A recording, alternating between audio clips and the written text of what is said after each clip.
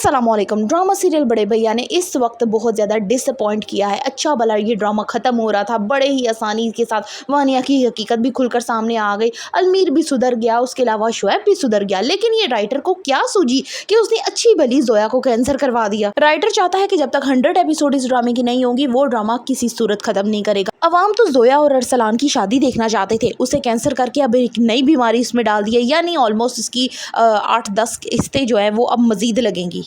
समीर तो वानिया को साफ साफ कह देता है कि अब वो किसी सूरत भी तुम पर यकीन नहीं करेगा, क्योंकि वो जानता है अच्छे तरीके से कि घर में जितनी भी चालाकियां करने वाली है वो तुम ही हो। अब वो अच्छे से महविश की भी सच्चाई जान चुका है और अपनी बीवी की भी। वानिया का बुरा वक्त शुरू हो चुका है जिसका सबको इंतजार था। समीर बार बार वानिया को समझा रहा है कि तुम हमारे बच्चे पे तवज्जो नहीं कर रही, लोगों की टो में लगी रहती हो और हर वक्त गॉसिप में बिजी रहती हो, लिहाजा घर पे तवज्जो दो और खासकर अपने बेटे पे। हमेशा की तरह वानिया समीर की बात को हवा में उड़ा देती है, लेकिन सारे मसले यहाँ से ही शुरू हो जाते हैं। वानिया अपने बच्चे की बिल्कुल भी केयर नहीं करेगी और उसके बाद ये होगा कि या तो उस बच्चे की डेथ हो जाएगी या उसके साथ ऐसी कोई बीमारी लग जाएगी जिसे वो ठीक नहीं करवा सकेगी।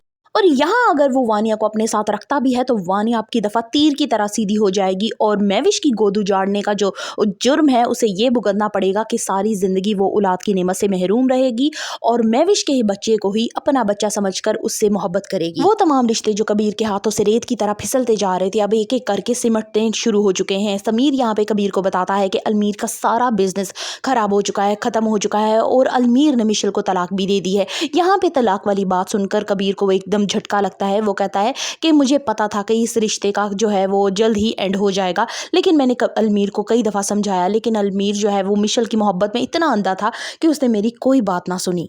कबीर ने भी अभी तक हार नहीं मानी और महविश के इतने रूखे रवैये होने के बावजूद भी कबीर तकरीबन डेली ही महविश की तरफ जाता है, अपने बच्चे से खेलता है और महविश से बातें करता है, उससे फिर इल्तिजाएं करता है, माफ़ी मांगता है। लेकिन महविश कहती है कि जाओ जाके उन लोगों में रहो जिनको तुम पसंद करते हो, मुझ पे तो तुम सिर्फ इल्ज़ाम ही लगाते हो।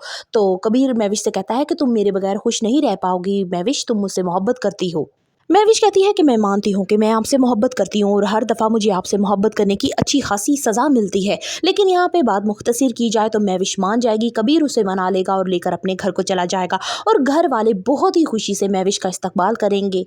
शिबा अपने आप से ही बातें करती है और कहती है कि मुझे कब अलमीर से मोहब्बत हुई मुझे नहीं पता, लेकिन ये सारी बातें पीछे खड़ा अलमीर सुन लेता है और उसे दिल से बहुत ज़्यादा खुशी होती है कि शिबा जैसी लड़की उसकी लाइफ पार्टनर बनेगी। कबीर अलमीर को माफ़ कर देता है और उसे गले से लगा लेता है। तभी महविश कहती है कि अगर अलमीर तुम शादी करना चाहो तो तुम्हारे लिए शिबा कैसी लड़की रहेगी, तो वो इस पे भी राजी हो जाता है। वानिया ने जितना ही रिश्तों में जहर घोला वो सारा जहर उसकी अपनी ज़िंदगी में ही भर गया।